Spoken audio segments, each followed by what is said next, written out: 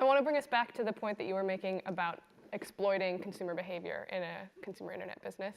You said that this is a time for soul searching in social media businesses, and you were part of building the largest one.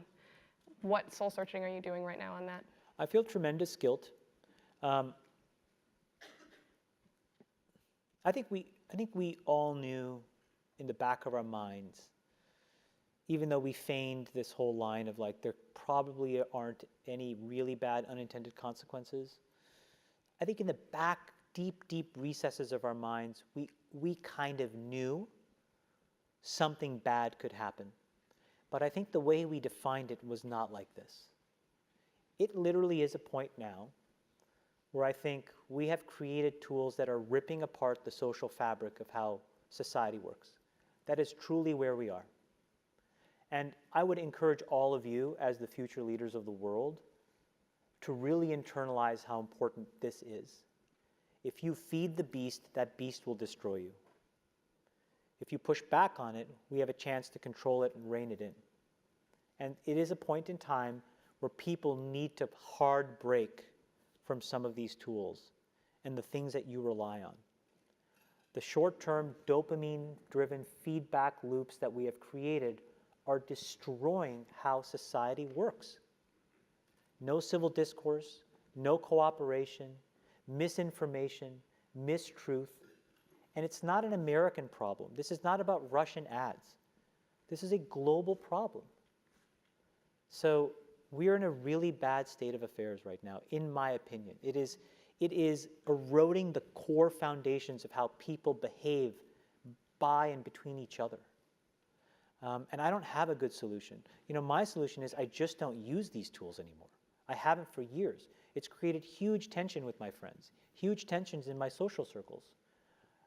If you look at my Facebook feed, I've posted maybe 2 times in 7 years, 3 times, 5 times. It's less than 10.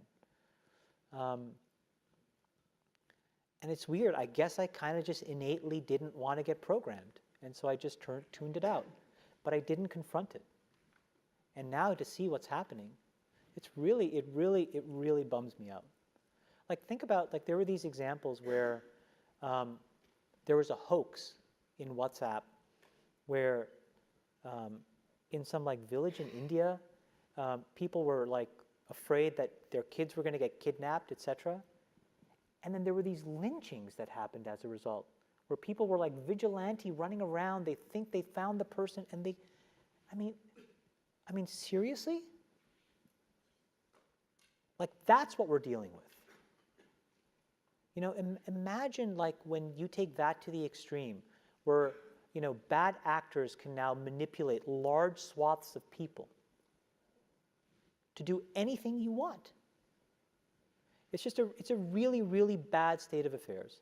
And we compound the problem, right? We curate our lives around this perceived sense of perfection because we get rewarded in these short-term signals, hearts, likes, thumbs up, and we conflate that with value and we conflate it with truth.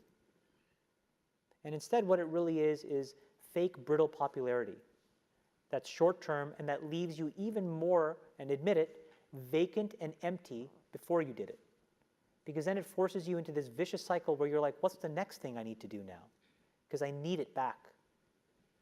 Think about that compounded by 2 billion people. And then think about how people react then to the perceptions of others. It's really bad. It's really bad. It sounds like you're taking deep personal responsibility also in being a part of it. I did a great job there, and I think that business overwhelmingly does positive good in the world. Where I have decided to spend my time is to take the capital that they rewarded me with and now focus on the structural changes that I can control. I can't control that. I can control my decisions, which is I don't use this shit. I can control my kids' decisions, which is they're not allowed to use this shit. And then I can go focus on diabetes and education and climate change. And that's what I can do.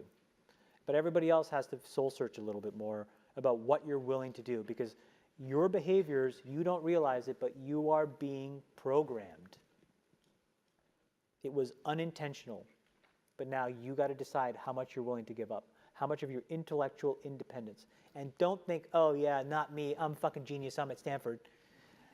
You're probably the most likely to fucking fall for it. Because you were fucking checkboxing your whole goddamn life. No offense, guys. None taken.